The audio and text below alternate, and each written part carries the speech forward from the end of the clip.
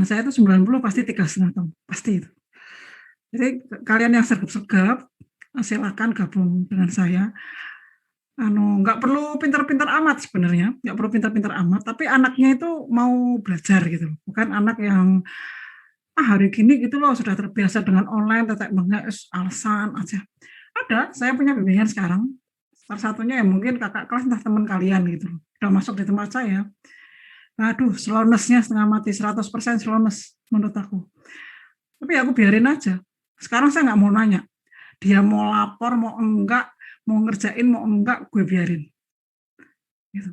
Tinggal tunggu tanggal mainnya, Cak Bu Fathia berperan gitu ya. Oke, berikutnya saya akan sharing.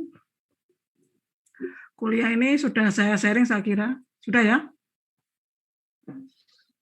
Sudah pernah belum? Halo? Kok nggak ada yang jawab? Sudah, Prof. Sudah, Prof. Sudah, tapi belum pernah dikasih toh? Maksud saya belum ngasih kuliah kan? Belum, Prof. Iya, belum, Prof.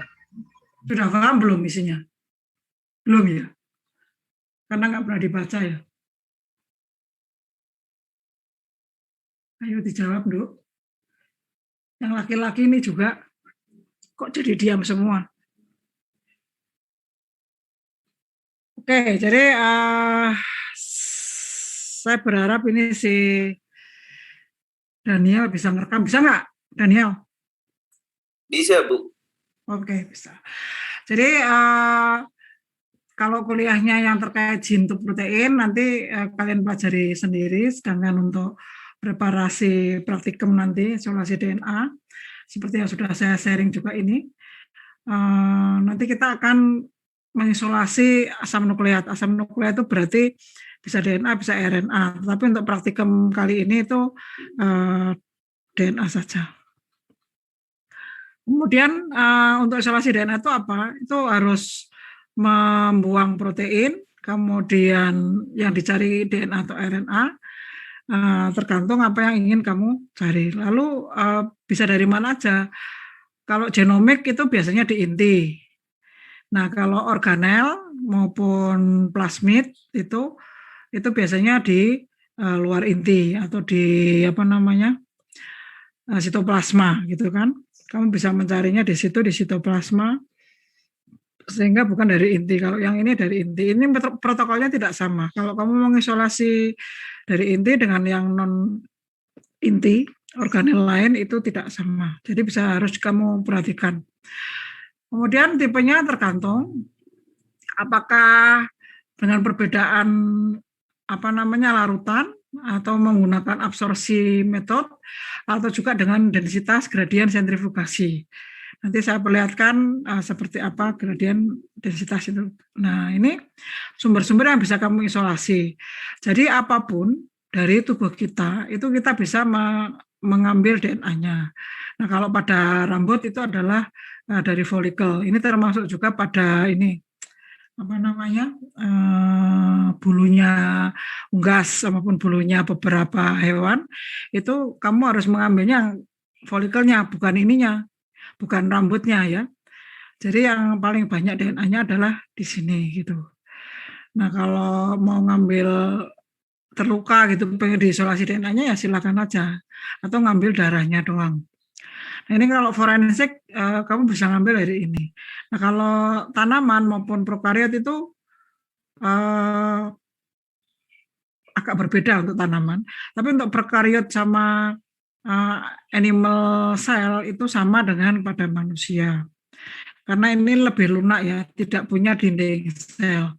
Nah, kalau pada tanaman itu dia punya dua kan, selain membran sel juga ada dinding sel. Nah, ini perlu treatment sendiri. Jadi bagi kalian yang penelitian DNA tanaman, nanti harus memasukkan sampel tanamannya itu dimasukkan ke liquid nitrogen atau nitrogen cair. Jadi itu liquid nitrogen itu minus 176-an sekitar itu, 180 minus loh ya. Jadi bukan positif minus. Nah, di sini kamu harus memahami bahwa yang dikeluarkan adalah DNA. Nah, otomatis tadi membran selnya maupun dinding selnya kan harus dikeluarkan. termasuk menginaktifkan dari enzim-enzim. Karena kalau enzim-enzimnya ini tidak kamu aktifkan, nanti kamu nggak dapat DNA, DNA-nya nanti rusak. Di dalam misalnya udah terpisah nih, ada apa namanya, ada tadi debris selnya gitu ya, kemudian DNA-nya sudah terpisah masuk ke larutan, itu kalau di ekstraksi isolasi DNA-nya itu nggak ada enzim-enzimnya ini, biasanya dia akan merusak. Enzimnya kan dari sel itu sendiri, nah, itu harus dihilangkan juga dengan pemberian misalnya RNA-ase atau DNA-ase, tergantung apa yang akan kita isolasi. Nah, kemudian apa namanya, ekstrak buffer tadi, ekstrak DNA buffer yang pertama itu harusnya spesifik ya, masing-masing tadi, entah itu dari tanaman ataupun dari hewan, manusia maupun dari bakteri. Nah, misalnya kalau bakteri itu kalau yang diisolasi DNA total sih nggak masalah, tetapi kalau yang diisolasi itu adalah plasmid, maka solusinya itu tidak sama dan metodenya juga tidak sama. Kalau di buku saya di Molecular Biology yang dari penerbit Erlangga, itu clear banget di situ bedanya antara total DNA sama yang plasmid DNA.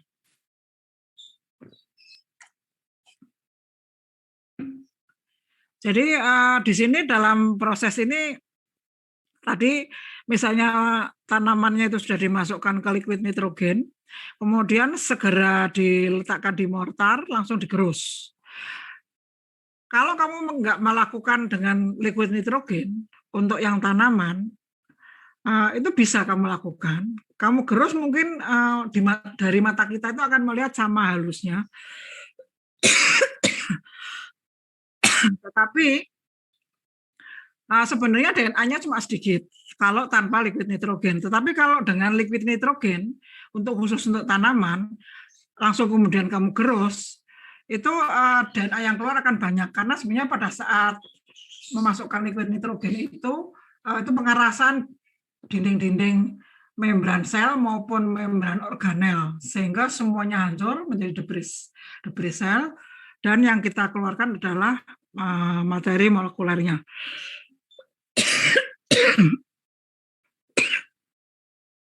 Nah, untuk yang tanaman tadi buffernya itu biasanya ditambah CTAB. Tetapi kalau secara umum itu semuanya harus ada SDS, sodium dodesil sulfat.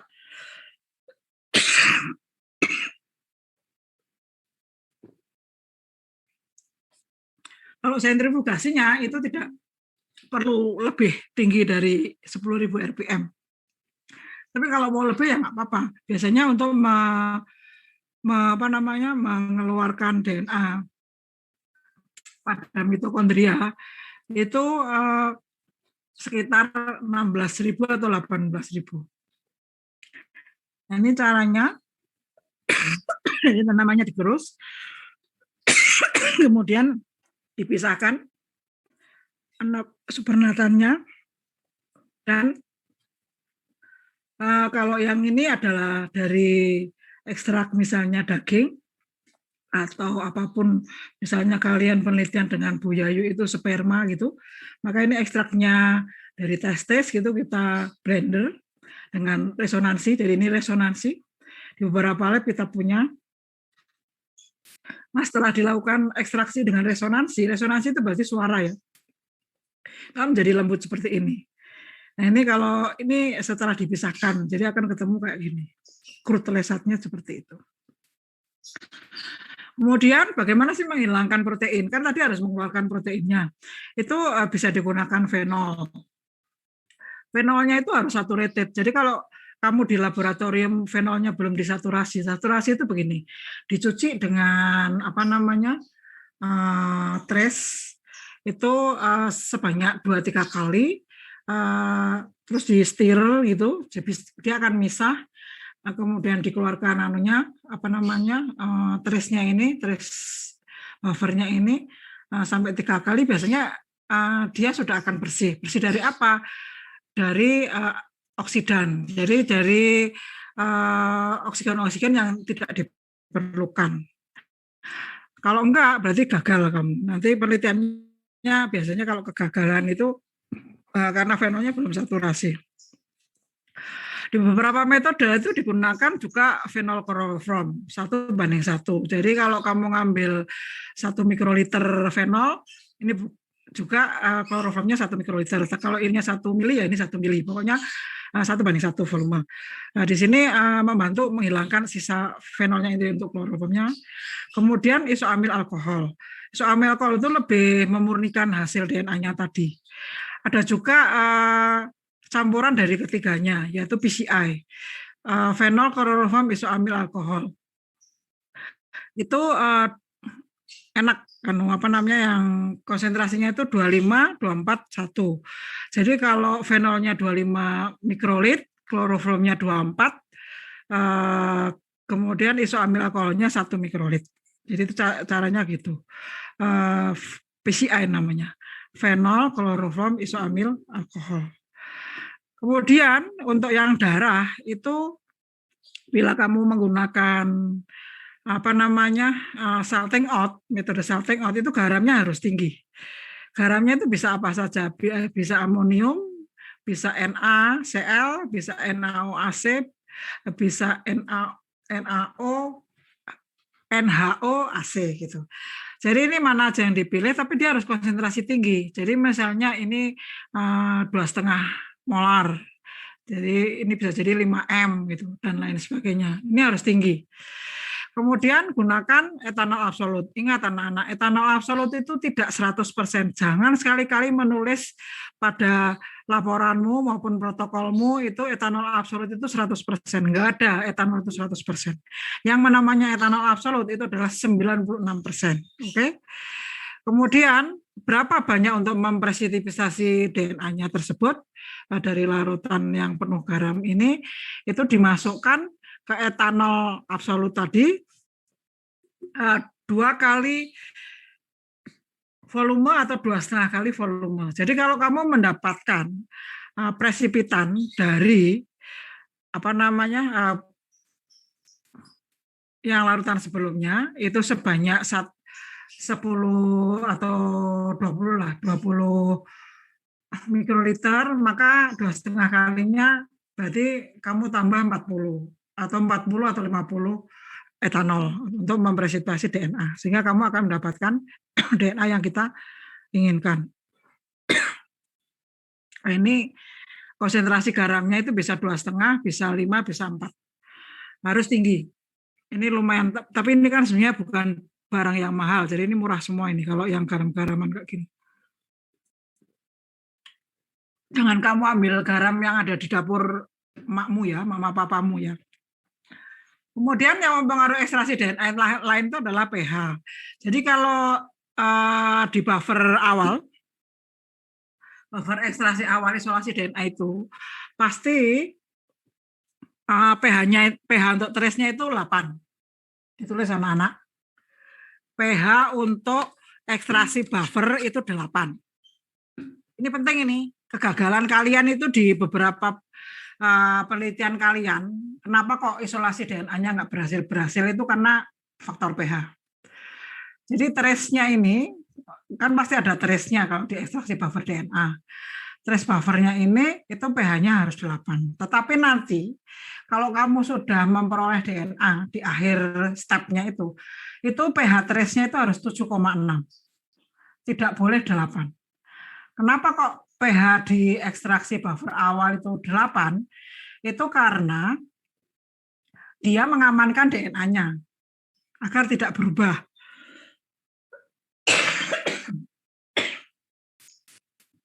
Kemudian pada saat akhir itu pengamanan itu harus dibuka dan dia agar bisa DNA yang diperoleh itu bisa di PCR maupun dipotong-potong maupun dibuat DNA rekombinan.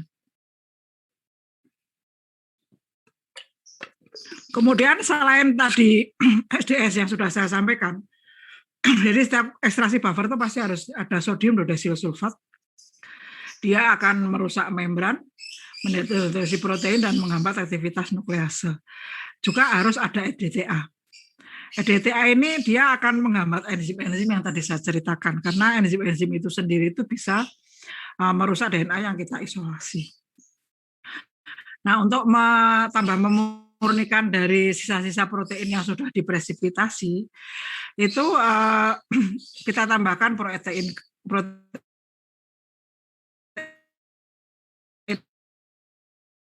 naskah.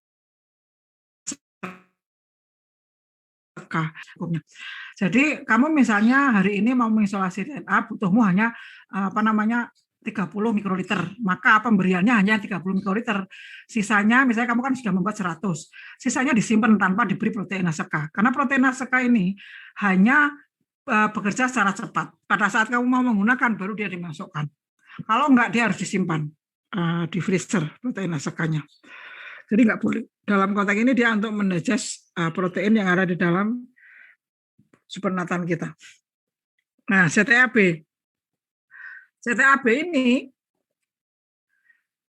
ini adalah khusus untuk jaringan-jaringan yang susah untuk didegradasi hanya dengan menggunakan ekstrak buffer yang standar gitu.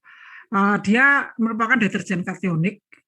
Biasanya yang dilakukan menggunakan CTAB itu adalah selain tanaman, itu kalau pada hewan dan manusia itu adalah tulang belulang.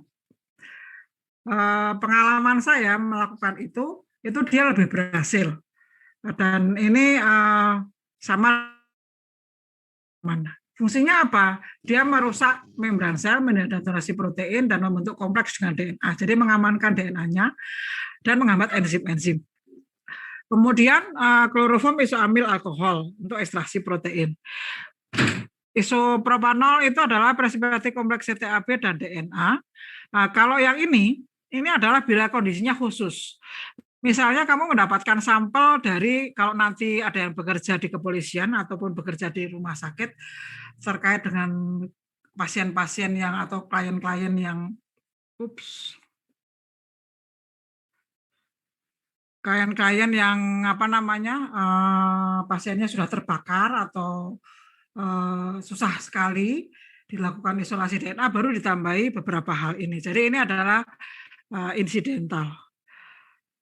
Oke, kemudian termasuk di sini. Di sini ada adsorben polifenol, yaitu polivinyl pyrrolidon dan bovin serum albumin.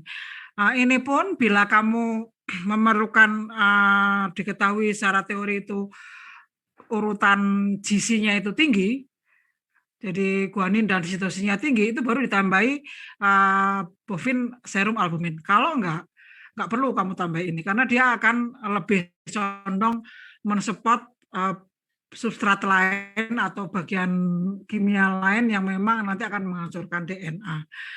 Jadi saya tidak rekomen untuk beberapa DNA yang tidak memerlukan ekstraksi lebih gitu ya. Nah ini untuk kondisi-kondisi tertentu juga, misalnya kamu memerlukan satu ekstraksi DNA rekombinan, kalau memang kamu nanti bekerja di pembuatan DNA rekombinan, itu terkadang di sel lain tertentu itu memerlukan tambahan seperti ini, spermin, spermidin. Misalnya kalau saya sendiri melakukan ini adalah bila saya telah menyimpan cukup lama sperma maupun sel telur itu di 80-an itu tadi, itu saya menggunakan ini untuk isolasi DNA-nya. Ini ada kondisi tertentu. Jadi yang pokok tadi sudah saya jelaskan. Nah, harvest cell tadi kan penggerusan tadi ya. Bisa menggunakan mortal, bisa nanti tadi pakai resonansi, atau pengocokan seperti Vortex. Jadi Vortex ini mungkin kalau kamu pengen kenal ya datang aja ke lab Biomol maupun lab FKM, itu semua sudah saya set. Di sana saya setting peralatannya, kamu kalau pengen kenal ya datang aja, mengenal satu-satu alat-alat itu kalau pas ke Malang. Bagi kalau yang sudah di Malang silakan datang ke laboratorium gitu untuk belajar dengan Mbak Agnia dan beberapa asisten, nanti digilir kalau memang memerlukan untuk pembelajaran itu. Kemudian tadi yang sel lisis saya sudah sampaikan, di situ ada SDS, ada bloke-nya, juga tambahannya, dan juga EDTA. dan trace itu ya. Kemudian phenol extraction itu bisa tadi ROC ya, bisa menggunakan Vortex tadi jadi kasar kalau gitu. Kalau phenol itu pasti kasar itu. Kasar banget karena apa? Yang ditarget itu bukan DNA-nya.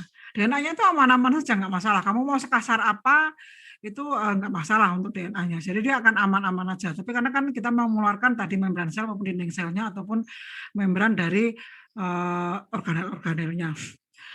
Kemudian kalau di situ protokolnya tertulis 5 menit itu adalah minimal. Jadi jangan kamu kurangi sama sekali. Jadi minimal 5 menit. Biasanya rata-rata antara 5 sampai 10 menit untuk Vortex kayak gitu agar kita mendapatkan DNA secara utuh dan murni gitu. Nah, etanol presipitasi ini kayak gini, dia mengambil DNA-nya gitu. Nah, kalau yang tadi salting out, saya biasanya kalau salting out itu selalu memperolehnya banyak gitu. Sampai bentuknya itu dengan larutan yang kita gunakan itu tidak ada bedanya.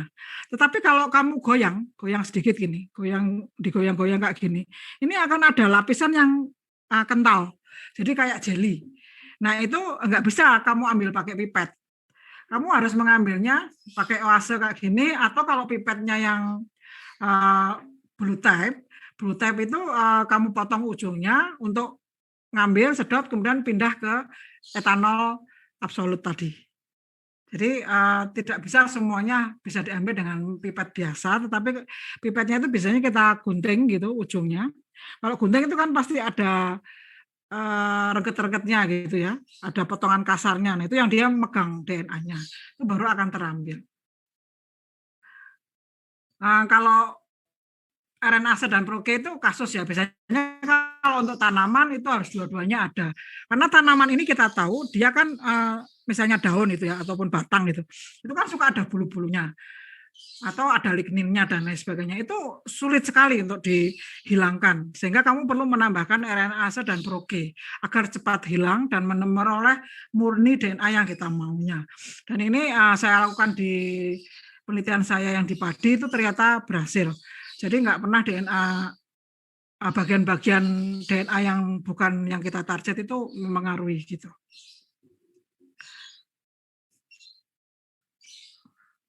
Nah, ini kalau ini adalah metode yang biasa saya berikan ke anak-anak SD. Jadi saya sering memberikan memberikan praktek ke anak-anak SD gitu. Jadi ini saya kasih cairan yang sudah tadi kita beri fenol ataupun isoamil alkohol dalam kotak itu. Kemudian si anak ini tinggal memasukkannya ke etanol absolut. Nah, ini akan muncul kayak gini gitu loh. Jadi DNA itu bukan tidak bisa dilihat, bisa. Tergantung larutan yang kamu pakai tadi. Jadi bukan sesuatu yang kasat mata gitu kan. Nah, sentrifuge otomatis pokoknya minimal 10.000 rpm. Itu yang harus kamu lakukan. Kalau saya sih selalu 10.000 aja, males mikirin yang aneh-aneh gitu. Jadi step-stepnya saya 10.000, tinggal suhunya aja yang diubah. Kalau sudah masuk etanol seperti ini, suhunya itu harus 4 derajat. Pada saat tadi ekstraksi awal, itu juga suhunya 4 derajat. Tapi kalau menggunakan fenol, pokoknya semua yang ada fenol, kloroform, itu harus gunakan suhu ruang 25 derajat. Jadi nggak boleh kamu menggunakan 4 derajat. Kalau pada saat kamu pemberian fenol tadi kamu lakukan dengan 4 derajat, maka protein-protein nempel di DNA-nya. Jadi histon kan kita tahu kan, salah satunya adalah histon itu kan protein. Dia kan ada di DNA. Nah, itu dia akan tetap nempel situ, nggak terpisah. Jadi rugi kamu akan mendapatkan sesuatu yang tidak murni. Nah, gitu. Kemudian meskipun setelah kita lakukan beberapa kali dan washingnya dengan etanol 70%, ini bisa 2-3 kali gitu di sini agar kita memperoleh DNA yang bersih. Kita lakukan sentrifugasi terakhir kan kita dapat pelet.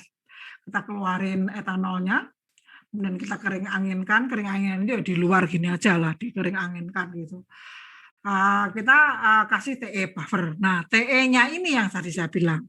TE-nya ini harus pH 7,6. Wajib, tidak boleh, tidak harus TE-nya ini pH 7,6. Saya ulangi bolak-balik. Kalau kamu ngeyel dan mencoba untuk seperti ada beberapa mahasiswa yang coba-coba, tapi menurut saya nggak mutu gitu loh, nggak elok gitu, dan juga merugikan diri sendiri. Dia menggunakan TE dengan pH 8, maka nggak bisa dipotong, nggak bisa di PCR, nggak bisa dibuat DNA rekombinan dengan ligase, itu nggak bisa nyambung dan lain sebagainya. Jadi yang ini itu wajib menggunakan TE pH 7,6. Ingat itu.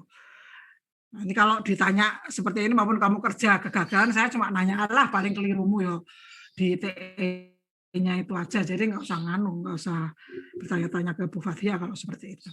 Nah ini ada enzim-enzim yang bisa kamu tambahkan, terutama tadi saya bilang pada tanaman maupun pada tulang belulang ya, kalau pada hewan dan manusia.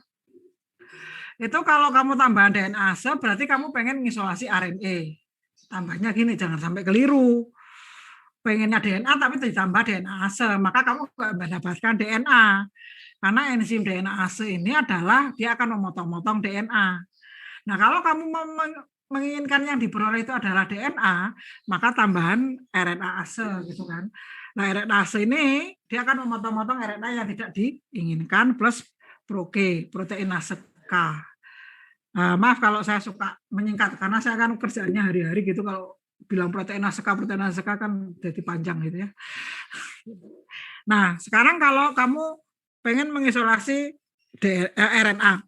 Kalau RNA ini sensitif, jadi kalau kamu istilah kasarannya itu kamu mau bekerja isolasi DNA tidak menggunakan glove, sarung tangan, itu nggak apa-apa sebenarnya. Karena DNA itu bandel gitu, karena dia double helix.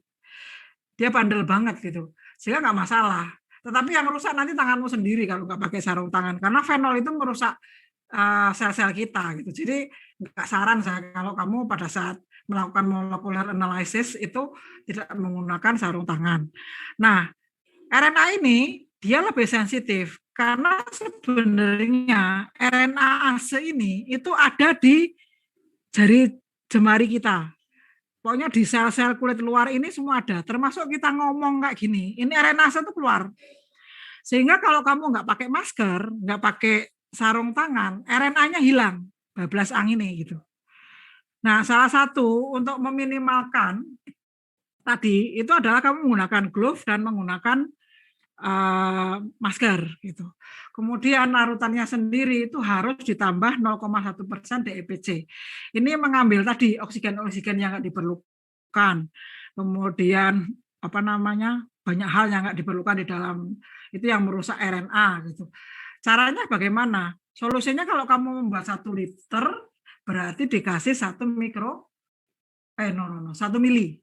Dikasih 1 mili gitu. Itu di stirrer 24 jam gitu. Besoknya kemudian kamu autoklaf untuk menghilangkan DEPC-nya. DEPC-nya tetap harus dihilangkan karena dia juga merusak RNA dan DNA gitu. Sehingga dia harus dihilangkan. Gimana cara menghilangkannya? Itu dengan autoklaf. Autoklaf 15 menit atau 45 menit 2 kali. Tergantung alatnya yang kamu pakai gitu. Pokoknya 2 kali, begitu sudah 45 menit gitu. Kemudian dia suhunya akan turun. Begitu sudah turun, kamu nyalakan lagi sekali lagi, nah maka DEPC itu akan disappear. Dia akan keluar dari larutan itu. Itu caranya. Ini makanya kenapa kok saya bilang saya harus menjelaskan di sini. Kalau kalian tidur ya terserah. Kegagalan akan di diri kalian. Jangan anggap apa yang saya kasih saat ini itu tidak penting bagi hidup kalian. Bisa jadi kalian itu akan melanjutkan sekolah, akan bekerja di tempat tertentu, itu memerlukan apa yang saya ceritakan hari ini.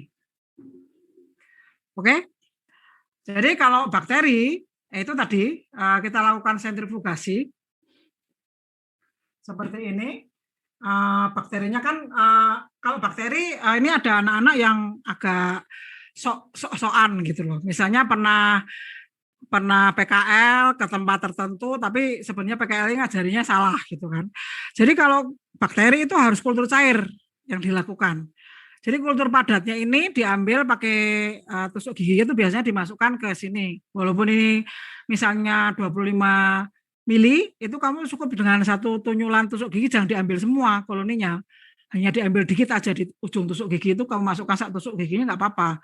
Kamu kulturkan 12 jam, jangan lebih dari 16 jam gitu. Karena nanti kita akan rugi, bakterinya banyak yang mati dan hasil DNA-nya nanti biasanya sedikit gitu. Karena kematian bakteri itu akan mempengaruhi segala sesuatu yang ada di kultur itu sendiri. Jadi 12 jam sampai 16 jam kamu kulturkan, kemudian kamu pisahkan antara sel dengan tadi medium culture-nya yang cair itu. Kemudian dari sini baru kamu melakukan ekstraksi. Ekstraksinya tadi saya bilang kalau DNA yang total itu nggak masalah, ada metodenya. Di situ ada ekstraksi yang tertentu. Tapi kalau kamu hanya ingin plasmid saja yang diambil, maka kamu harus menggunakan solution 1, 2, 3. Jadi solusinya ada 1, 2, 3 menggunakan alkalilysis method. Jadi, itu ada triknya sendiri masing-masing di buku saya. Jadi kamu silakan aja, nggak ada rugi-ruginya kamu memiliki buku Bu Fathia itu yang tim Biomol, karena itu sebenarnya semua metode yang di situ tuh sudah exactly pasti jadi gitu loh. Kecuali tanganmu yang nggak ngena gitu aja.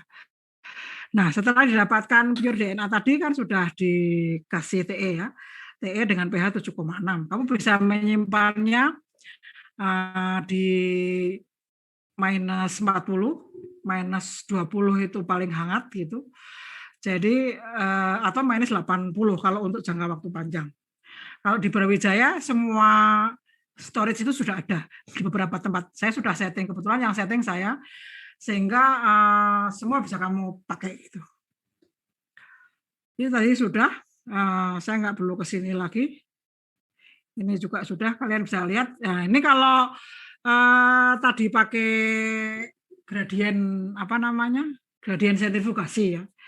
Itu cupnya itu nggak boleh pakai kaca, nggak boleh. Jadi dia harus polipropilen yang bisa disuntik, yang bisa dibolongi gitu.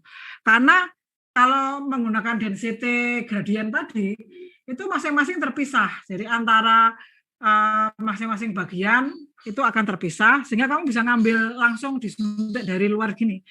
Jadi nggak akan katutan ini, nggak akan katutan yang di bawah gitu. Itu bisa diambil seperti itu, ya.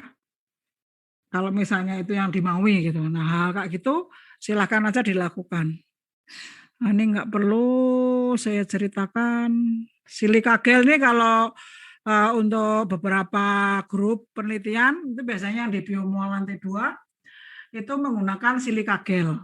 Jadi yang memisahkan sel-selnya itu misalnya sperma Y dengan sperma X itu adalah silikanya itu.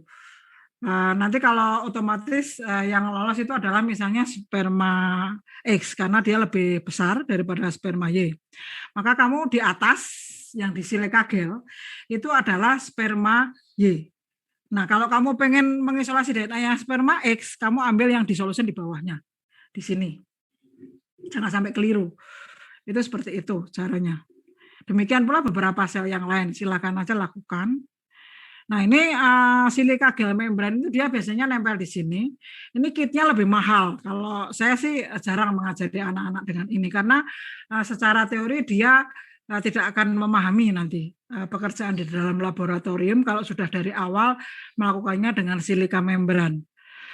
Nah, ini misalnya kenapa kok penting di sini kamu pelajari? Misalnya kan kamu menggunakan tadi sel darah merah seperti yang sudah saya sampaikan di minggu lalu gitu. Kamu pengen memisahkan sel darah putihnya gitu kan. Nah, ini kalau sel darah merahnya pada saat pengambilan samplingnya itu tidak benar, dikasih EDTA-nya tidak campur merata, maka sel darah merah ini akan bertempelan dengan sel darah putih, sehingga kamu begitu diberikan silika gel tidak murni mendapatkan sel darah putih untuk diisolasi DNA selanjutnya. Jadi dia menyeleksi hal-hal tersebut untuk terkait dengan silika gel. Nah, ini kalau orangnya tidak biasa melakukan molekuler, biasanya kegagalannya tinggi karena yang didapat makin kecil gitu. Nah, ini saya kalau Jujur kalau di bimbingan saya nggak rekom kasih ini karena dia akan menjadi bodoh gitu. Tidak tahu trik-triknya bagaimana melakukannya dengan benar. Oke. Ini caranya dari yang di washing ini nanti adalah dia akan terikat nanti sel darah putihnya maupun DNA-nya gitu akan terikat di sini. Kita akan memperoleh baru diilusi dengan solution tertentu yaitu TE tadi 7,6. Biasanya perusahaan tidak menuliskan tapi sebenarnya itu cuma buffer TE 7,6. Dan dia akan keluar di dalam sepenatan, kamu bisa menyimpannya seperti ini diperoleh.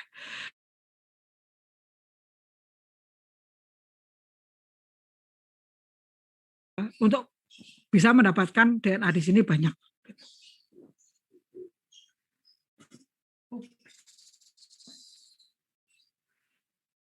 Kalau saltengo tadi saya bilang dia akan mengambil presipitasi protein dan yang diperoleh pada yang kita peroleh di situ adalah hanya DNA-nya saja. Ini beberapa nanti bisa kamu pelajari sendiri kan sudah dipelajari ya kami dapat.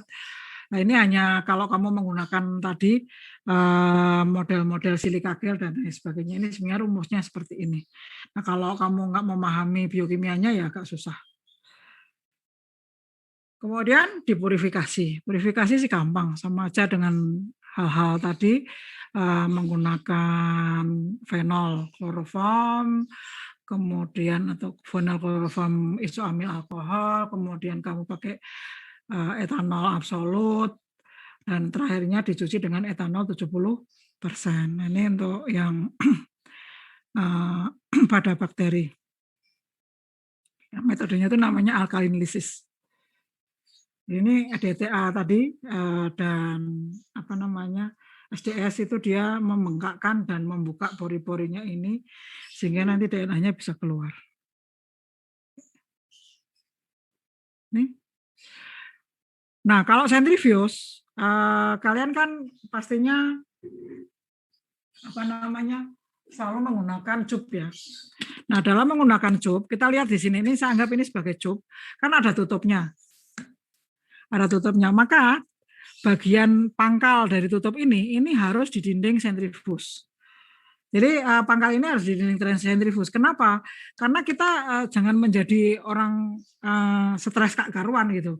Nanti yang namanya endapan itu akan ada di sini, lurus dengan tadi pangkal dari ininya. Jadi jangan sampai kamu melupakan itu. Kalau misalnya kamu nggak punya area pegangan tutup kayak gini, itu kamu kasih kode di sini menggunakan permanen spidol itu. Spidol permanen itu di sini kamu kode, jadi setiap garis yang ini itu harus ditempelkan di dinding sentrifuge. Tidak boleh tidak. Itu untuk kemudahan kita, karena ingat memori manusia itu apapun terbatas. Jangan hanya untuk mengingat itu. Itu cara praktis agar kita nggak perlu memori-memori yang lain. Nah ini yang gradien tadi, kalau misalnya terpisah antara double stranded DNA supercoil yang melingkar gitu, dan ini adalah yang linear DNA. Kamu tinggal ambil aja alat suntik gitu, siringnya itu kamu suntik di sini dapat yang linear saja. Kemudian kalau kamu ambil yang di sini kamu mendapatkan yang supercoil DNA. Kemudian kalau kamu mengambil yang protein tinggal ambil aja yang di atas disuntik juga tanpa perlu mengambil larutannya. Kemudian yang paling bawah itu adalah RNA. Biasanya ini kita gunakan dengan cesium klorida. Ini lumayan murah juga di biologi ada. Bahan kimianya di lab biologi dasar. Nah, hal ini yang perlu kalian perhatikan.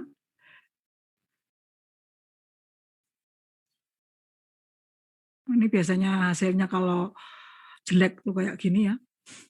Kalau bagus ya kayak tadi. Nah, ini kalau bagus tuh hasilnya kayak gini.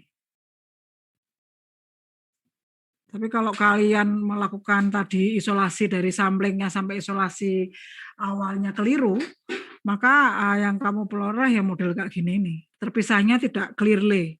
Jadi ini masih ada, sayang kan, masih banyak molekul-molekul yang ada di larutan, tidak terpisah sempurna gitu. Kalau yang spektrum mungkin next time aja saya jelaskan. Oke, silakan saya buka tanya jawab. Monggo. Jangan melamun, Victor. Mau izin bertanya, Prof. Ya, monggo. Tapi ada berkaitan sama beberapa penjelasan Prof. Fatia waktu itu di kinetika manusia. Nggak apa-apa, Prof. Oh, nggak apa-apa. Jadi yang waktu itu jelaskan kalau bimbingan Prof. Fatia kan ada tentang penelitian tentang fenom gitu, Prof. Nah, mungkin saya ingin tanya gitu, penelitian fenom apa yang bisa dianalisis dengan analisis molekuler seperti yang dijelaskan sebelum-sebelumnya tadi, Prof? Ya, fenom itu kan kalau memang kamu pengen fenom, berarti kan itu kan proyeknya Pak Wawan. Maka pembimbingnya Pak Wawan dengan saya gitu biasanya. Malah enak di S1 itu pembimbing penguji itu total harus 3. Jadi kalau pembimbingnya 2, pengujimu cuma 1 gitu. Kemudian fenomnya apa aja, terserah. Kamu tinggal tetapkan gennya.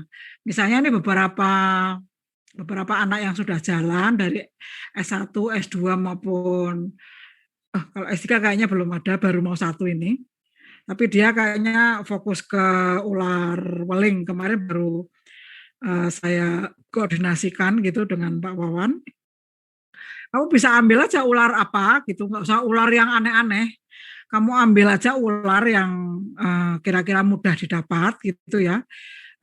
Atau kalau Pak Wawan punya koleksi ya kamu ambil gitu. Kemudian kamu keluarkan nanti ininya, fenomnya itu, tinggal gennya itu apa. Kan selama ini yang dipakai anak-anak itu metaloprotein. Nah, kamu ngambil gen yang lain, coba dibaca dulu.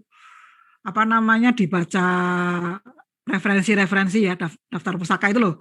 Pustaka-pustaka itu kamu baca kira-kira yang menarik, yang belum banyak, yang masih tulisannya begini misalnya, masih perlu dieksplorasi lebih lanjut gen ini, ya kamu ambil malahan. Berarti itu hal baru gitu kan. Gitu loh, Victor. Bisa itu nanti bisa ikut saya sama Pak Wawan. Kan Pak Wawan kan punya proyek itu, dapat dana dari Dikti juga bersama saya kebetulan. Saya kalau yang fenom memang kan miliknya beliau. Cuma kalau terkait molekulernya kan memang saya yang ngerjakan gitu kan. Jadi bimbingan-bimbingannya konsultasi ke saya gitu. Nah, oleh karena itu biasanya saya sebagai koprom atau sebagai pembimbing kedua. Mah enak, kamu nanti pengujinya cuma 1. Ya, Victor kamu bilang aja ke Pak Wawan. Ya, daftar ke grupnya Pak Wawan, nanti ikut BG saya juga di semester depan sehingga kamu bisa belajar banyak molekuler di grup saya. Oke. Itu toh. Yang lain. Terima kasih, Prof. Ya. Monggo yang lain. Tadi kan menurut saya kan isolasinya jangan kamu bilang gini, belum terbayang, nggak bisa belajar itu nggak boleh kayak gitu. Di saat kamu lagi kalau sebelum kamu melakukan itu kamu harus paham. Jadi saya ini adalah satu orang yang ingin membagi pengalaman ke kalian. Saya itu orang yang paling malas untuk mengulang pekerjaan yang sama, apalagi molekuler. Saya pernah melakukan in situ hybridization sampai dengan IHK. Dimulai dari pembuatan cRNA probe-nya itu saya buat sendiri sampai tadi memerlukan waktu seminggu. Jadi totalnya dari saya mulai DNA saya buat cRNA probe, kemudian saya melakukan histopatnya, kemudian saya melakukan in situ hybridization yang harus RNA free, sampai IHK-nya itu seminggu persis, 7 hari full. Nah kalau ngulangi lah yo nggak gelem. Nah makanya saya baca dulu, saya pelajari sehingga saya nggak pernah gagal. Alhamdulillah selama saya kuliah PhD program maupun setelah lulus ini saya melakukannya untuk penelitian saya, itu nggak pernah saya ngulangi. Seumur-umur nggak pernah ngulangi. Mumpung sekarang ada saya, insya Allah saya itu hampir semua teknik itu saya kuasai gitu. Sehingga troubleshooting-nya saya tahu. Nah sekarang tanya harus tanya sekarang kan udah tak upload 2 minggu yang lalu bukan? Seminggu yang lalu bukan? Apa sing harus ditekokno saiki wae? Ya, soalnya kamu nggak belajar, jadi mukanya muka blow on semua kayak gitu loh. Terus sia-sia, sudah kamu itu online, nggak dipelajari, terus mau jadi generasi apa? Tuntutan pekerjaan masa bolak-balik lulusan UB, lulusan biologi UB cuma jadi customer service bank. Kemudian calling center, Telkom. Kan memalukan toh. Gak malu kamu itu. Cuma jadi CS, jadi teller gitu. Padahal sekarang kalau kamu lulus S, ini kan salah satu saat ini itu kamu harus diskusi itu dengan tim Biomo. Kalau kamu pengen menjadi ahli biomedik, jadi kamu harus nanti ada pendidikan profesi ahli biomedik. Seperti sarjana hukum menjadi notaris, itu ada ujiannya, ada sekolahnya. Dokter, eskat, untuk jadi dokter, itu kan harus ada sekolahnya, Yora. Nah, itu kamu pun bisa. Kalau kamu hanya lulusan biologi, kerja di klinik-klinik, tidak mempunyai profesi sebagai ahli biomedik, gajimu itu gaji pokok.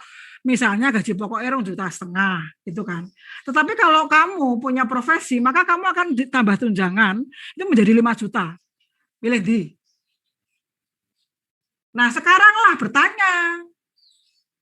Jangan bengong. Makanya belajar. Tapi kalau kamu bengong, ya saya sudah ya, kuliah ngapain aku ngelihat orang bengong. Kamu tuh adalah termasuk orang-orang yang merugi kalau nggak tanya. Gitu. Untuk apa? Kalau saya sih alhamdulillah ya, jujur aja. Buku saya itu waktu S3 itu yang namanya membuat DNA rekombinan. Sehari itu bisa 5-10 DNA rekombinan. Buku molekuler cloning yang 3 jilid yang ada di ruang bacamu itu, yang selama ini cuma nangkring di ruang baca itu, harusnya kamu lihat itu. Untuk yang molekuler, baik protein, DNA maupun virus-virus maupun bakteri apa yang untuk dianalisis molekulernya itu harus dilihat. Itu 80% sudah saya lakukan loh. 3 jilid itu. Nek gue pengen ngerti. Jadi otak saya itu adalah, dan tangan saya itu adalah seperti kamus. Nah, nek kamu menyanyiakan kuliah ini dengan seperti ini, ya sudah, innalillahi wa inna ilaihi rajiun, game over aja. Hidupmu ya akan berhenti hanya sebagai istri kedua atau istri kelima gitu ya. Terus kalau yang laki-laki dapat janda-janda kaya gitu ya, Victor ya. Wes, gak ada lagi. Daniel, tumben ini kok nggak tanya? Permisi Bu, saya mau tanya Bu. Siapa? Apa iki sing arep tekon? Kok hilang? Oh ya, saya tekon dulu. lewat. Yo, siapa ngomong? Saya Yuris Bu, mau tanya kalau biologi itu profesinya itu selain ahli biomedik itu ahli apa lagi ya Bu? Ya banyak banget dong. Banyak banget. Forensik aja ada forensik biologi, ada forensik insektisida, yang apa namanya kok insektisida apa jenis gue? Yang ilmunya bagian itu ilmunya apa? Insekta. Kan karena forensik insekta itu adalah kamu bisa mengidentifikasi kematian seseorang sudah berapa jam, berapa hari, berapa minggu, berapa bulan. Itu dari insekta yang berkembang di situ. Ada juga forensik toksikologi misalnya, atau forensik molekuler yang DNA itu ya banyak. Kemudian peneliti kayak Bu Fathia ini. Kemudian kalau kamu bioinformatik, kenapa Kak saya over bioinformatik? Biasanya itu ada beberapa anak saya ajari dari mulai isolasi DNA maupun isolasi protein, kemudian sequencing-nya. Itu kemudian dianalisis secara molekuler. Dianalisis secara bioinformatik. Nah, itu nanti biasanya kayak Sela ini. Sela itu baru ujian itu tadi. Siangnya itu ada perusahaan dari obat. Itu sudah telepon saya, Bu Fat, ada enggak bimbingannya yang ahli bioinformatik? Emang kenapa mau buat desain obat? sehingga saya nggak perlu pakai penelitian yang panjang. Nanti bisa di-cut, biasanya sekitar 5 tahun, ini bisa di-cut 2 tahunan. Ya sudah, saya bilang Sela kamu mau nggak ikut tes wawancara besok hari Jumat, gitu saya bilang gitu. Oh bisa, ternyata dia wawancaranya lolos terus karena memang sudah saya saya modali dengan berbagai teknik. Kebetulan Sela ini kan belajar di bioinformatikanya. Itu salah satunya pabrik-pabrik obat itu membutuhkan orang bioinformatik dari lulusan biologi, bukan bioinformatik dari lulusan Filkom. Karena apa? Orang biologi itu membaca DNA, membaca protein dengan sistem software komputer. Tetapi kalau orang Filkom atau ilmu komputer ataupun orang TI itu malah perangkat kerasnya atau membuat softwarenya. Jadi beda di situ. Kalau kita kan usernya, pengguna. Paham, Le? Yuris? Oh iya Bu, kalau kok kebanyakan yang disebutkan Bu Fathia kok tidak ada dari lingkungan gitu Bu, kok seolah-olah biologi molekuler semua. Nah, bidangku molekuler, nek kowe pengen lingkungan ya akeh to ya. Lah nek kowe pengen kerja ning kehutanan ya monggo. Kalau niku kerja ning kebun binatang ya monggo. Kepala kebun binatang di beberapa kebun binatang itu lulusan biologi loh itu. Kepala bonbin gajinya ya lumayan no. Kemudian kamu tuh mau di ini apa namanya? Apa itu namanya, Taman Nasional ya, yang kayak Taman Nasional di Gunung iki loh, apa ya, Tengger yang gitu-gitu segala macam itu kan itu anak biologi. Kemudian kalau yang orang zoologi kepengennya apa? Jadi manajernya perusahaan udang itu biasanya berhasil anak biologi daripada anak perikanan. Tenang aja. Soalnya saya sudah melihat itu di Mabes Polri itu ya juga anak-anak biologi banyak yang sukses. Lingkungan masa abrak-abrak malah lebih banyak. Makanan juga memerlukan. Kalian yang mikrobiologi itu bisa masuk ke perusahaan-perusahaan makanan. Oke. Yes, mantap. Apa harus ke biologi? Pertanyaan dari Nabila. Nisa Nabila Aufa. Bagaimana menghilangkan busa? Sebenarnya begini. Kalau kamu melakukan di molekuler, apapun stepnya, tidak hanya dengan apa namanya yang kamu tanyakan Nisa, itu cara memasukkannya. Jadi kan kalau misalnya botolku ini mau nanti, oh iya, memasukkannya itu kan ini kan cairan ya toh. Kemudian kamu memasukkannya itu kasar gitu. Ya otomatis dia akan membentuk suatu gelembung-gelembung. Makanya di molekuler itu jangan gayamu di alas yang sembarangan gitu ya, di hutan belantara yang kasar gitu ya. Yang biasa dilakukan itu nggak boleh dilakukan kok di molekuler, harus halus. Jadi memasukkannya tuh tahu caranya persis. Jadi kamu akan melihat itu. Jadi di sini itu kalau tipnya itu masuk, begitu ada larutan luar, meskipun warnanya sama-sama beningnya, kalau masuk itu akan ada gelombang kalau matamu melihat. Jadi harus gini. Jangan ininya di bawah terus kamu masukkan. Harus di depan matamu kamu masukkan satu-satu. Sehingga ada larutan yang masuk di sini. Kalau kamu letakkan di bawah kamu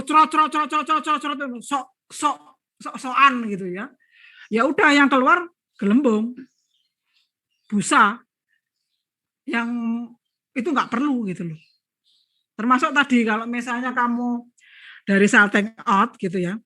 Kalau pengen tadi ada dari fenol, kemudian kamu murnikan ke PCI gitu, itu suka ada kayak cloudy, awan. Jadi kayak asap putih. Itu berarti kamu sebenarnya nggak murni-murni amat mengambil DNA atau solutionnya yang dari presipitannya itu dari larutan sebelumnya. Jadi ojo eman-eman, jadi lakukan pindah dengan baik. Pokoknya nggak boleh kasar di molekuler. Oke, Nisa? Ada yang lain? Permisi Bu, Naila. saya izin bertanya. Agak mendekat, Sebelumnya, Naila. iya Bu. Jadi pertanyaan saya itu kemarin kalau di PPT itu kan step-stepnya, sebentar saya buka dulu saja. Kalau di PPT itu kan dia dikasih fenol, terus abis itu langsung presipitasi etanol ya Bu. Kalau kemarin itu di video yang saya lihat di YouTube itu, dia dimasukin RNase sama proteinase-nya dulu buat ngilangin proteinnya dari biar bisa ngambil DNA-nya, baru nanti di akhir itu etanol gitu Bu. Jadi etanol presipitasi tanaman ya? itu langsung di akhir gitu Bu. Itu yang tanaman ya? Saya kurang tahu itu videonya. Oh, kok iso? Jangan kau belajar kurang tahu. Itu kelihatan kalau kamu terlalu cuek. Itu soalnya kalau ditambahin RNase, saya kan bilang itu biasanya pada tanaman. Karena kalau pada hewan maupun sampel manusia maupun sampel bakteri itu nggak memerlukan sebenarnya RNase. Ingat, tanaman itu kan ada lignin, ada macam-macam trachea dan lain sebagainya toh. Itu yang menjadikan harus ditambah itu RNase sama proteinnya harus tinggi gitu kan. Ya nggak apa-apa, nggak masalah. Itu sebenarnya untuk menghilangkan tadi proteinnya. Proteinnya membantu protein dan RNA yang sangat banyak dari bagian lain yang tidak diinginkan. Seperti tadi saya sampaikan, bukan? Kan saya sudah sampaikan, Naila. Jadi pas turun dong kamu. Ya, yang saya bingungkan itu soalnya kalau di PPT itu kan RNase sama proteinase-nya setelah presipitasi etanol. Nah, kalau yang di video sama literatur yang saya lihat sebelumnya itu etanolnya yang di terakhir gitu. Itu proteinase sama RNase-nya. Gitu. Ya etanolnya memang terakhir. Kalau RNase sama DNase-nya itu harusnya dimasukkan. Saya yakin kamu tuh salah lihat. Nggak mungkin. Soalnya dia harusnya stepnya pada saat step ekstraksi. Nggak mungkin nggak masuk fenol. Itu kamu mesti salah lihat. Videonya milik video siapa saya nggak ngerti gitu loh ya. Videonya siapa yang kamu sampaikan juga kamu nggak clear. Jadi nggak boleh ngejudgment seperti itu. Karena pada prinsipnya RNase maupun proteinase K itu diberikan untuk ekstraksi buffer, bukan setelah fenol. Kalau video itu keliru, ya itu saya nggak ngerti. Mungkin di mata kuliah lain saya nggak tahu juga ya. Atau di tanaman itu orang tanaman itu suka berinovasi tapi sebenarnya salah step sehingga DNA-nya ini dapatnya sedikit. Saya melihat kan hasil anak-anak itu DNA-nya sedikit-sedikit gitu, tidak sesuai protokol. Prinsipnya, Naila, itu yang namanya RNase sama DNA sama tadi apa? Proteinase K itu harus diberikan pada saat ekstraksi buffer menjelang mau digunakan. Oke? Itu yang benar. Wes, itu clear. Baik, terima kasih. Ya, ada yang lain? Lydia ini loh, ya takon Lydia. Oh, kita nek urung adus. Wes matanya sipit, ngantuk. Nanya soal praktikum boleh, Bu? Aduh, soal praktikum. Bukan maksudnya yang kemarin itu loh, Bu. Oh, apa-apa. Pengambilan sampling ah? Iya. Kan saya itu kemarin bagian ngambil sampel itu bulu ayam ya, Bu. Nah, terus saya tuh cari di YouTube sama di website Inggris gitu. Kebetulan kalau yang di YouTube itu adanya untuk pengambilan bulunya itu bukan bulu ayam, tapi bulunya tuh bulu burung. Nah, untuk DNA testing. Kalau di website Inggris itu ada yang buat ayam, buat DNA testing juga sama.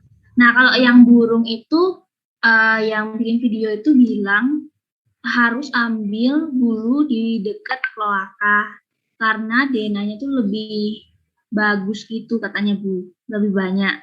Nah terus kalau di website itu yang buat ayam itu bilangnya tuh di bagian dada, terus nggak boleh ngambil bulu yang udah rontok duluan gitu Bu. Itu kenapa ya Bu?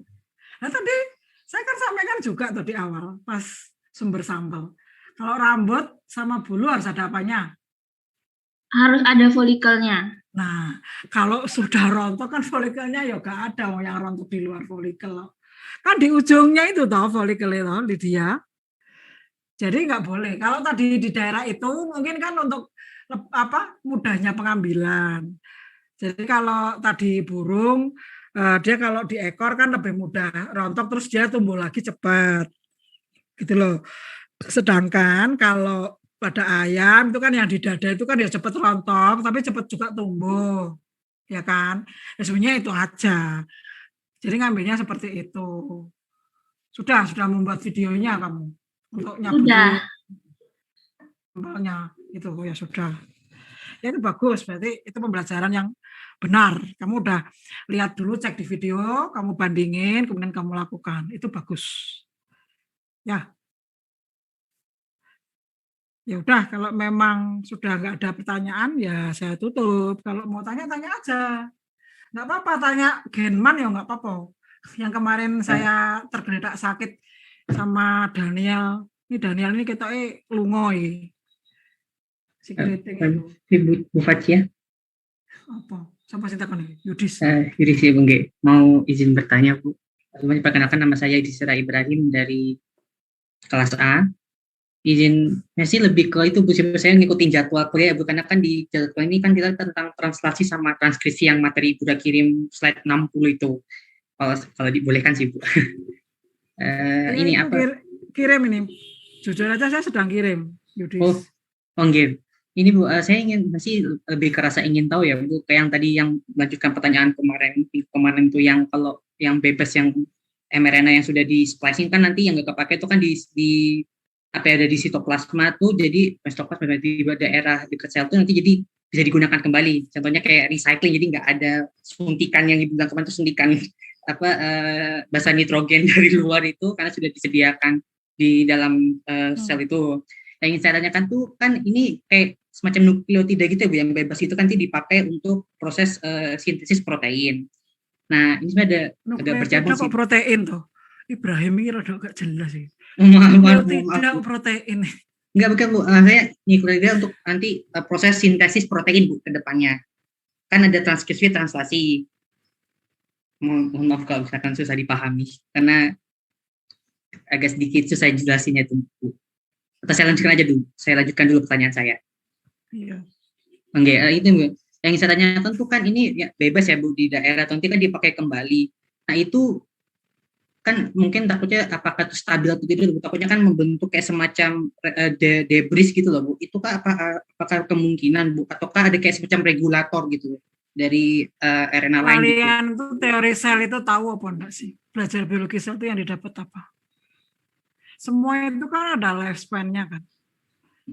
Yeah. Lifespan-nya itu loh. Kan saya sudah bilang, kalau mRNA lifespan-nya itu hanya dimulai hasil transkripsi sampai translasi selesai.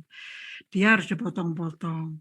Sel sendiri kalau normally itu sel itu sebenarnya kan tergantung tipe selnya.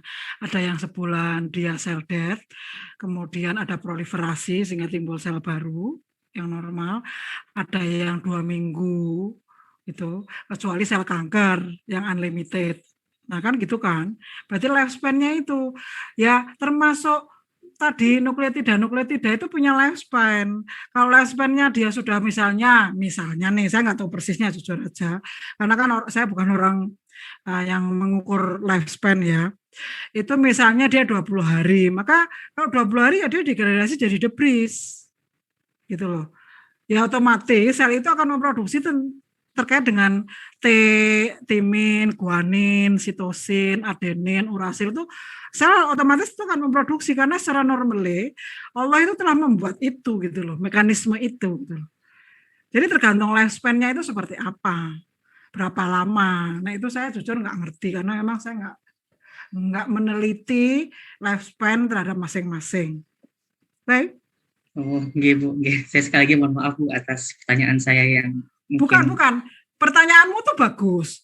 Bukan, tapi begini loh. Kamu tuh harus jangan bawa mata kuliah genetika itu adalah mata kuliah genetika tok. Biologi sel itu biologi sel tok. Kemudian fisiologi hewan itu fisiologi hewan tok, fisiologi tumbuhan tok, lingkungan tok. Bukan. Jadi misalnya, saya orang molekuler. Yang benar yang diisolasi saya itu DNA, RNA, dan protein. Termasuk metabolomik. Marker-marker metabolik. Tapi saya itu membuka mekanisme di fisiologi suatu penyakit, kalau dia mau diobati, mau dikasih makan tertentu, fisiologi mana yang berperan? Pekerjaannya benar molekuler, tetapi saya secara fisiologi hewan, itu insya Allah lebih menguasai daripada orang-orang fisiologi hewan. Gitu. Kemudian pekerjaan saya misalnya melakukan isolasi gen-gen terkait autoimmune disease gitu kan. Saya berani kok bersaing dengan orang-orang imunologi, grup imunologi. Karena kan sudah mulai gen-gen di imunologi itu, gennya itu tidak dari satu gen. Dari berbagai gen, kemudian dia DNA rearrangement yang sudah saya berikan pada saat genetika dulu, kalau kamu mau belajar. Nah, dari situ baru terbentuknya nanti akan menjadi imunoglobulin A, imunoglobulin B, imunoglobulin D, dan lain sebagainya. Jadi gitu loh.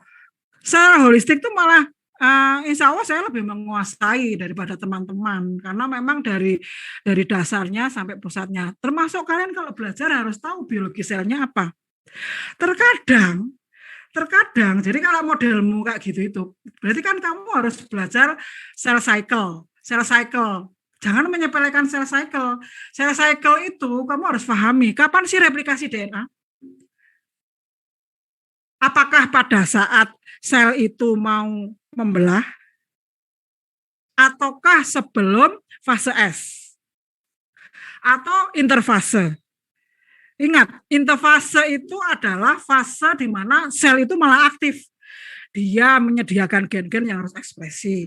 Dia melakukan penggandaan sebanyak-banyaknya juga. Replikasi itu di mana? Before atau after dari interfase ini? Ataukah dia berada sebelum sel ini membelah menjadi dua? Nah, hal-hal kayak gitu itu kunci. Berarti kan di sini ada cycle dari kehidupan sel itu sendiri, baik di tingkat seluler maupun molekulernya, itu mempunyai waktu. Itu yang kita pelajari gitu loh.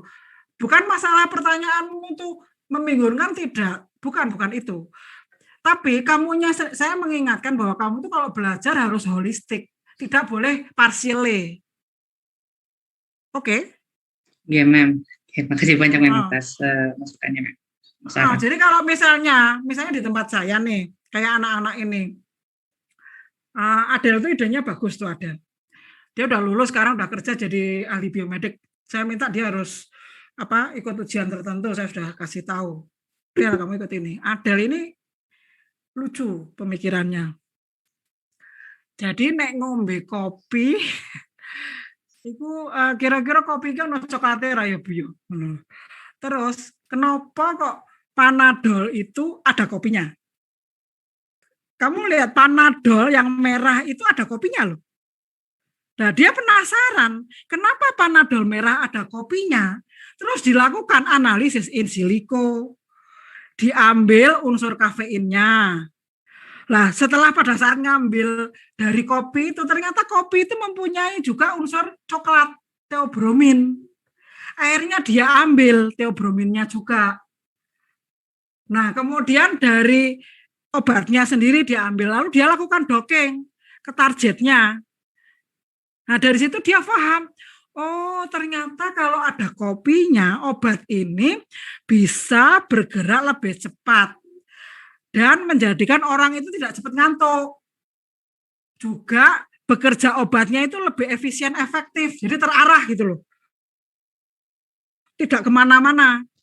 Tetapi kalau di dalam kamu ngopi yang kandungan theobrominnya, coklat kan theobromin itu tinggi, itu ada saat tertentu itu memberi efek negatif. Dan dia menyampaikan itu di penelitian S1-nya. Dia punya paper 2 loh, publikasi 2, anak S1 ini. Makanya saya offer ke kalian, siapa yang kepengen in silico. sebenarnya Victor, kamu tuh nggak usah ngambil isolasi DNA itu, cukup dengan in silico untuk beberapa gen yang ingin kamu lakukan, dilakukan secara in silico itu bisa, biar menghemat waktu gitu loh. Nanti gampang kamu kalau melanjutkan S2, S3 kan sekarang ada PMDSU, yang Voice PhD program di Indonesia itu didanai pemerintah, itu lumayan loh, per bulan 4 juta loh itu, anunya, income-nya kalian gitu kan untuk penelitian segala macam itu. Itu kamu baru melakukan sendiri isolasi kayak Mas Rahmat itu. Rahmat itu kan dulu S1-nya kan in silico. Kemudian nih S2 S3-nya yang PMDSU ini dia melakukan selain in silico juga praktek di lapangannya. Jadi dia malah sudah pesan ini mensintesis urutan, karena urutan yang mau jadi fenomnya itu sudah ketahuan waktu S1 dengan in silico itu, kemudian dipesankan ke pabrik. Nah, dia mau membuat DNA rekombinan dari situ. Gitu loh, Victor. Ya. Oke? Bagus pertanyaannya. Saya senang anak-anak ini. Rajin-rajin tanya. Jadi yang mau ke lingkungan nggak usah kecil hati. Banyak pekerjaan di mana-mana. Semua lini biologi itu bisa. Oh ya, ini ada yang belum pernah memikirkan bukan kalau kamu bisa masuk ke Kemenhunkamham. Ada nggak yang terpikirkan masuk anak biologi Kemenhunkamham? Kementerian Hukum dan HAM. Yo, ada. Di situ tuh ada Direktorat Jenderal terkait paten.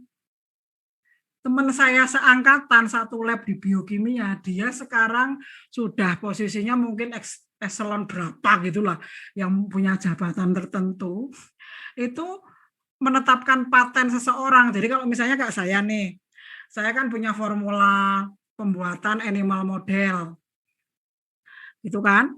Formulanya ini kan harus dipatenkan agar tidak dirampok sama orang lain. Gimana membuat DM tipe 2, gimana membuat animal model dislipidemia. Dislipidemia itu hiperkolesterol animalnya. Nah ini saya sudah mendapatkan tuh. Sekarang ini saya lagi proses yang ini. Tapi sudah di ACC, tinggal turunnya sertifikat. Itu adalah formula lotion saya. Lotion saya dari susu kambing Etawa. Itu orang-orang biologi. Loh, Bu Fatia, siapa yang mau ke wirausahaan nanti gabung ke saya, wes ngedol lotionku ya, nanti ya. Ikut. Lydia itu kita tertarik itu ya. Kamu bisa pengujian lotionku loh, Lydia. Pengujian kosmetik, stabilitasnya bisa untuk skripsi. Nah, kan banyak tuh tawaran dari saya. Saya itu penelitiannya ya segudang lah. Bermula dari tadi isolasi DNA, isolasi protein. Proteinnya kok bagus ya? Ternyata dia bisa anti aging gitu. Oh, berarti saya bisa membuat lotion dari sini. Makanya saya udah kan saya suka membuat ramuan-ramuan gitu, bukan ramuan untuk santet, bukan. Ramuan-ramuan tadi untuk kosmetik gitu kan. Kan orang nutrigenomik. Sehingga nutrigenomik itu bukan nutrisi yang dipangan oleh mulutmu, bukan itu tok. Nutrisi untuk sel luar epitel atau sel yang di dalam jaringan, itu nutrisi juga loh ya. Jadi itu. Nah, karena saya senang untuk berpenampilan cantik, maka saya lotion tak gawe sabun. Ini sekarang lagi diteliti oleh Elsa. Elsa itu kakak kelasmu apa temenmu? Ada namanya Elsa. Teman saya, Bu. Mungkin kakak kelasmu. Hah? Teman saya satu angkatan. Ini ada di sini. Oh ya, itu Elsa itu meneliti itu. Oh ya, ini Yudis mau tanya ini ya. Apa Yud? Siapa itu Yudi apa Yudis ini? Yuris, Bu. Oh, Yuris. Tulisanmu tulisannya anggota Yuris ngono to. Apa artinya apa kok angkat tangan? Mau tanya yang kalau misalnya beliau temannya Bu Fatia itu kerja di Kemenkumham sebagai pengurus paten ya.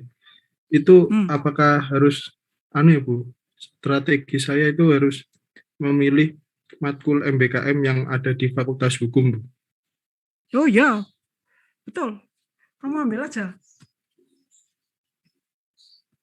Ambil aja kan masih semester depan ya? Apa semester ini? masa depan mestinya. Setahu saya. Ambil aja Mas, itu bagus banget itu. Kalau temanku sih dulu saya kan dari Gajah Mada. Itu nggak ngambil ke situ, cuma saya nggak tahu di saat orang lain berpikir sebagai peneliti, dia berpikir sebagai orang kemenhukam. Itu menurut saya rada aneh waktu itu. Tapi ternyata saya mah jadi banyak belajar untuk pembuatan paten. Saya sekarang lumayan sih mulai belajar bahasa hukum. Karena bahasa hukum itu sulitnya setengah mati. Lebih sulit dari bahasa matematika. Jadi kalian itu jadi orang kalau nanti menulis itu harus disesuaikan. Bahasa biologi itu kayak apa, bahasa genetika itu kayak apa, bahasa statistik itu apa. Misalnya gini, saya itu kan kalau sekarang saya mulai menuju ke biokimia lagi, misalnya. Jadi bahasa biologinya sudah mulai nampak lagi. Kemarin-kemarin selama 15 tahunan terakhir ini, saya itu menulis mesti nganggo bahasa biomedik. Itu kalau daftar di jurnal biologi itu banyak ditolaknya karena saya menggunakan istilah biomedik. Saya ya kon balik ke istilah biologi waktu itu saya nggak mau, akhirnya saya cari-cari yang mau menggunakan istilah biomedik. Jadi itu kamu harus belajar juga bahasa itu. Agar menguasai dunia itu bahasa itu penting, maksudnya istilah. Misalnya kamu mengatakan goat, bahasa Inggrisnya apa goat itu? Kambing, ya lah. Tapi kalau nulis paper, nulis publikasi atau nulis ilmiah, itu kamu nulisnya kaprin. Kamu misalnya menulis gitu kan, cattle. Itu kalau di dalam tulisan ilmiah itu bovine. Kalau kamu menggunakan misalnya apalagi yang istilahnya berubah itu, sheep ya, sheep itu domba. Itu maka kamu menggunakannya ovine. Nah, ngono loh. Itu istilah-istilah itu harus kamu pelajari. Kenapa kok publikasinya ditolak? Lah kamu menggunakan istilah yang tidak tepat. Apalagi buat istilah-istilah sendiri. Dulu ada dosenmu tuh ngeyel pada bimbingannya. Itu kan kebetulan saya pembimbing kedua. Nah, dosennya itu mengatakan bahwa istilahnya harus ini dibuat sendiri istilahnya gitu kan. Nggak taunya nggak diterima di mana-mana. Terus saya cek ulang. Begitu ditolak di mana-mana karena S2 kan harus wajib publikasi. Saya cek, oh ternyata maunya istilah ini, akhirnya saya ganti. Sudah, saya ganti semua, saya submit kan, saya bantu submit, keterima deh. Tuh. Ya jadi Victor kalau memang mau penelitian itu, monggo gabung ke tempat saya aja nggak apa-apa. Nanti pembimbingnya saya bilang sama Nia, gitu ya. Izin Insiliko. Bro. Kenapa? Iya, sebelumnya saya sudah sempat koordinasi sama Pak Nia kalau terkait penelitian fenomular gini, Bu. Dan disarankan itu nantinya itu idenya fenomular itu disuntikan ke mencit, habis itu diamati antibodinya dan bisa dikembangkan untuk menjadi antivenom kayak gitu, Bu. Tapi untuk saat ini yang masih saya bingungkan itu metode yang tepat untuk melaksanakan itunya, Bu. Dan buat persiapan PKL juga kan nantinya, jadi ya masih mikir di metodenya itu sama Pak Nia. PKL-nya di mana sih? Rencananya sudah koordinasi sama Pak Nia itu, saya bilang kalau mau di Puskesmas Surabaya itu katanya nanti bisa minta penjelasan terkait idemu ini bisa dijelaskan di sana kayak gitu. Ya wes, berarti nanti kamu isolasi protein, kamu di posisi di mana? Di Malang? Di Surabaya. Oh, di Surabaya. Berarti kan bisa belajar kapan-kapan tuh bisa belajar di lab biomol gitu ya untuk isolasi protein. Bisa. Ya. Ini kebetulan nanti bilang sama Mbak Dewi awakmu itu mau ikut ini grupnya yang S3 itu nanti ada isolasi protein. Kerjaannya hanya berapa hari gitu loh. Jadi seminggu tuh mulai isolasi DNA sampai isolasi protein, kamu ikut yang isolasi protein. Gabung aja. Jadi nanti saya tak bilang Dewi juga, tapi kamu juga harus bilang sama Mbak Dewi. Koordinatornya kan Mbak Dewi. Gitu ya. Kamu ikut di situ latihan isolasi protein. Oke? Karena itu hanya butuh isolasi protein tok tuh. Bolak-balik nanti isolasi protein, Bang. Tidak ada lain, tidak ada bukan. Kalau mau nyuntik lah gampang. Pokoknya aja keliru nyuntik ning anu lho ya, ning sikile gitu loh. Ya, sing daftar nanti suruh Pak Wawan ya kalau mau. Ini mau dikerjakan di mana? Di lab biologi apa di lab lain? kata Pak Wawan? Sebelumnya saya tuh nyampaikan ke Pak Nia itu kalau awalnya niat saya itu berhubungan terkait imunologi gitu Bu. Jadi disarankan dengan metode imunohistokimia atau Western blotting sama Pak Nia dibilang begitu. Terus akhir-akhir ini saya juga kepikiran untuk membahas terkait sel emas untuk ilmu ide yang terlalu jauh. itu kan tadi. Itu malah kamu keluar jalur.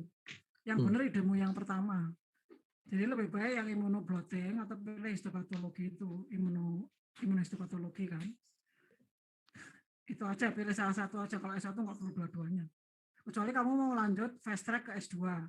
Di Brawijaya itu ada fast track S1, S2 itu 5 tahun berarti nanti totalnya.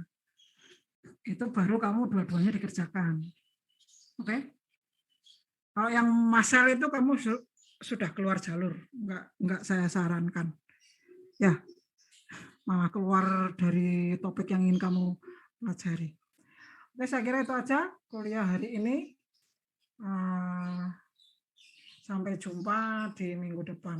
Minggu depan ya. Ya, kalian presentasi ya? Translasi.